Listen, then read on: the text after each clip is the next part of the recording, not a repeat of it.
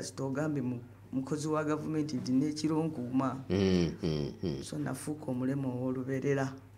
Ndabye wano ab'amagye beewadde ssente empitirivu ez'okulemala. Ne mu tteeka lino Mwami Museveni asazeewo awa ab'amagye ssente bamwagale bali mu kugabana ggwanga. Lino eriisiddwa olwo. Omanyi twatwaliddwa ebirala byonna kino ne tutatunuulira tteeka lyonna lirimu ebikunere bingi. Twatunulidde kino ekyoga nti omuntu bagenda kusimba abantu ba bulijjo mu kooti maaso ne tukiteekako amaanyi mangi nnyo naye ne muyitiramu ebirala bingi nnyo nti etteeka Mwami Museveni agezaako okwegula eri ab'amagye.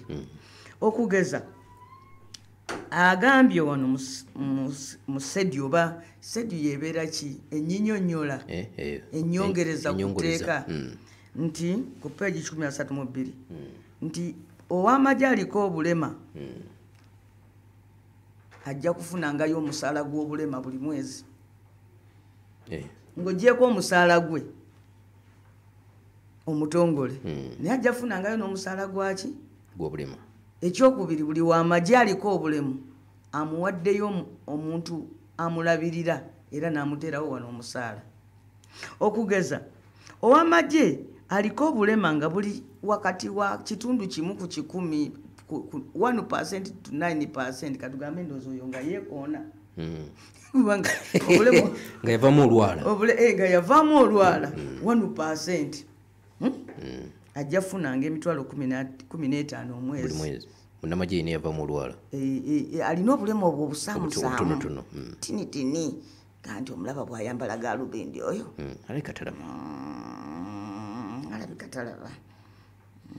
Amagye waffe oyo yavaamu olwala yavaamu olwala.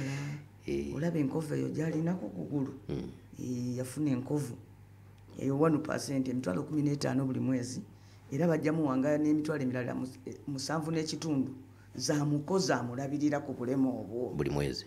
Amagye waffe yavaamu olwala tumuteereddeko omukozi yamuleeta nno amulabirira kweyo embeera. Amuleeta wa? Amuleeta wa? Ye yeefunira omukozi naga nti yono yajja okukola. Bajja muwangayo emitwalo 7 n'ekitundu. Ow'amagye bajja muwangayo 15 no bamuwe 7 n'ekitundu. Ow'amagye alina obulemu obuli mu bitundu 10 ku 100. Okugeza lambulula mukaawo Madam Teacher. Oba ekiwalaata obulemu ekandabe ndoza nga yakutukamu erinnyo ng'alina eddibu. Bajja muwanga emitwalo 3 omwezi baddire n'emitwalo 15 bagiwe omuyambi we. Nabadde mbuuza nti omuntu oyamba oti omuntu alina obulemu obwa 1% oba omuyamba ki? Kakati ne bagenda waggulu nti omwamagye alina obulemu nga butuuka ebitundu 2 ku 100 okutuuka ku 39. Tugeze yakutuukako olugalo. Ajja funanga emitwalo 6 omwezi n'omuyambi we bamuwe emitwalo 3. Ow'amagye alina obulemu obuli ku bitundu 4 ku buli 100 okutuuka ku 59. Ajja funanga emitwalo 9 omwezi n'omuyambi we bamuwe emitwalo 45. Ow'amagye yalemala ebitundu 6 ku 100 ajja funangayo akasiimo oba omusaala gw'obulema. Ab'amagye be bantu abasoose ofuna omusaala gw'obulema. Ebitundu yalemala ebitundu 6 ku 100. Kuba kati nze olaba bampayo omuntu okunnyamba naye tebampayo ku ssente zakuba nti nze ndi mulema. Oyo ajja kufunanga miliyoni 1.2 omwezi n'omuyambi we bamuwe emitwalo 6. Oyo naaba yalemala bitundu 6 oyo aba yalemala. Kati wabanga ddala ow'amagye yalemala ddala eby'amaanyi kati nganze nti yakutuka omugongo bateekamu backbone gondaba sikwata wadde ensawo y'omungalo sikutama sikolaki akakadde kamu n'ekitundu buli mwezi n'omuyambi we emitwalo 75. Kati ab'amagye tebaviiriddemu wabi. Bagambye nti ow'amagye singa aba afudde n'amala afa ow'amagye mukyala we namwandu oba bw'aba omukyala ssemwandu ajja funanga omusaala okutuusa lwalifa. Kadde mwako nkafudde bulungi Madam Teacher. Ow'amagye n'afa. Singa munnamagye afa. Afa. Bajja gavumenti ya Uganda egenda kusigala ng'ewa nnamwandu oba ssemwandu we omusaala paka ye lwalifa. So nno kuwa amagye omulamu oba omukozi wa gavumenti omulala bw'oba omulamu bakuwa omusaala paka lwotuuka ku myaka egikaddiwa. Si kyekyo ne baga nti yawummudde omulimu. Wano ate paka waalifa. Era n'abaana be bajja kuweebwangayo ensako paka we baliweza emyaka 21. Okitegeera nti kakati bw'wabaawo ow'amagye n'afa bajja kuddira etundutundu ku musaala gwe baliwe omukyala namwandu paka obulamu bwonna bwalimala mu nsi muno. Nabadde mbabuuza gye twakoledde etteeka nti namwandu bwafunayo bwaddamu n'afumbirwa. Ne bagamba ebyo tebitukwatako, abeera namwandu wa mujazi.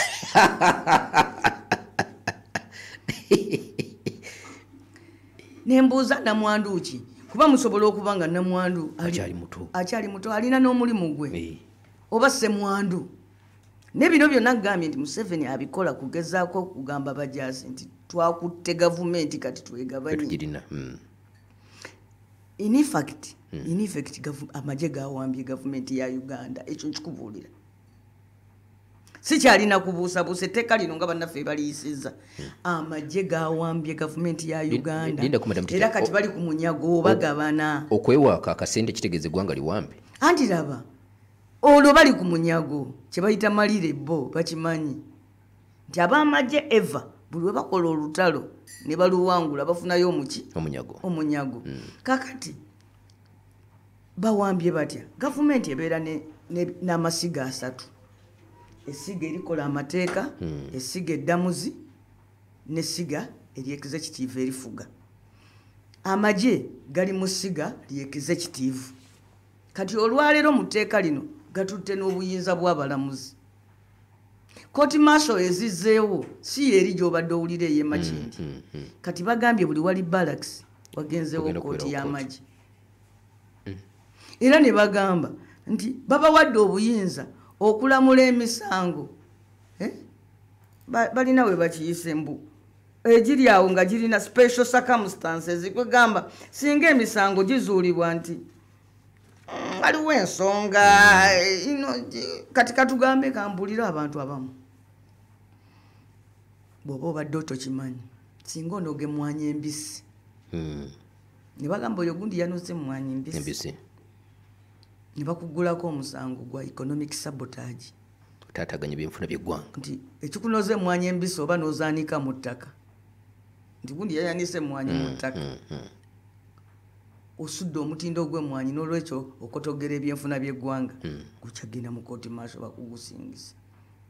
Ogwo basobola okutwala mu kooti maaso. Abajja agenda mu kooti maaso awoze si bagumusingise.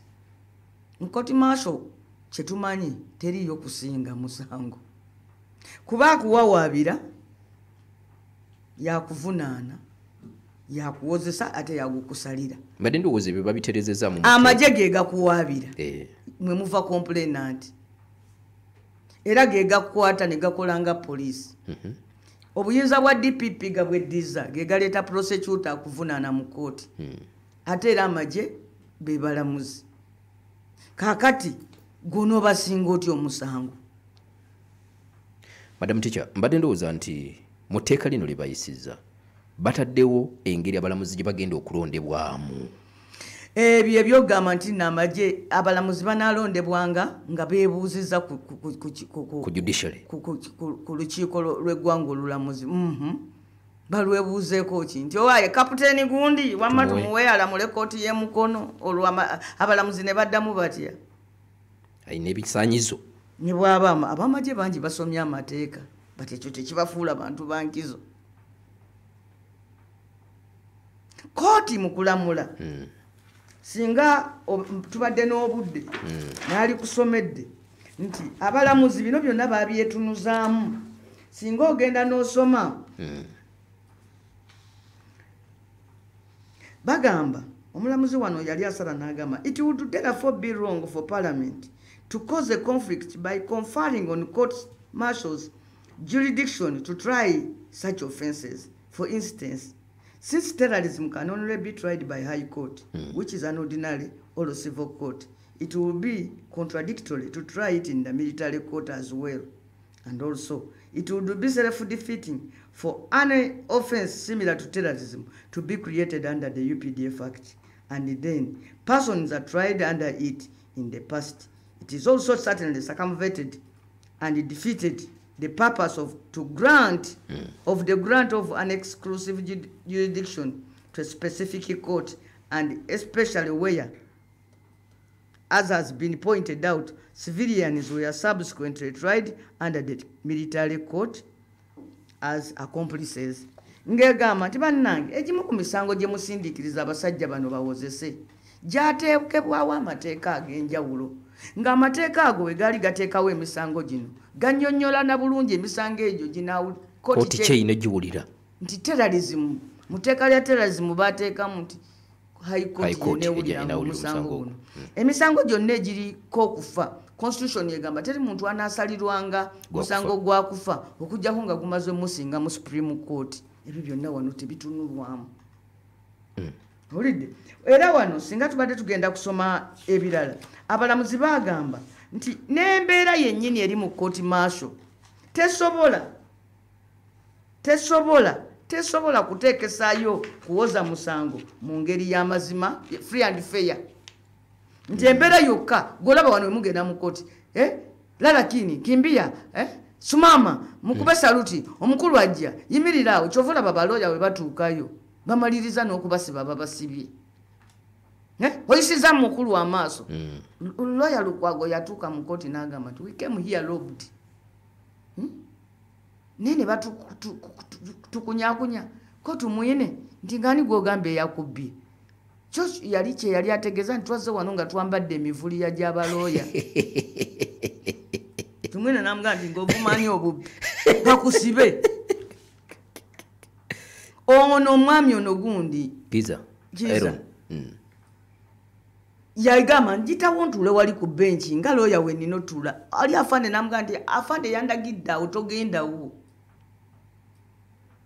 Ye kiza kyamanyidde nti mu kooti balooya babeera bakitiibwa nnyo nabo babeera baofisa ba kooti bali tebabimanyi bo bamanyi ranka. Bw'otuukayo okweyimirira bagamba jeno leta jeno akweyimirire ate jeno okweyimirira nakufuna lukusa ate kamanda alina omuwa olukusa ate kamanda yakusiba. Kale gye tutandikirawo madamu Ticha.